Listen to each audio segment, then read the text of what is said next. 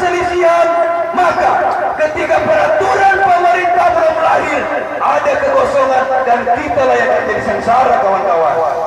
Itu dari bentuk undang-undangnya, ada ketidaksiapan dari pemerintah untuk mengesahkan undang-undang cipta kerja. Maka yang terbuka di depan buruh adalah kesengsaraan, penderitaan, ketidakpastian.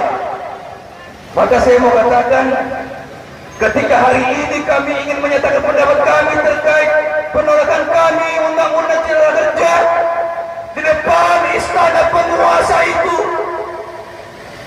di depan istana presiden yang secara legal kami akui sebagai presiden Republik Indonesia sampai saat ini, kenapa tidak diperbolehkan? Kenapa tidak diperbolehkan? Apakah Presiden Republik Indonesia sudah anti dengan kritik? Apakah Presiden Republik Indonesia malu menerima rakyatnya yang akan menderita? Pertanyaan besar buat kita kaum buruh. Apakah Presiden hanya mengedepankan kepentingan pengusaha? Kawan-kawan boleh baca undang-undangnya.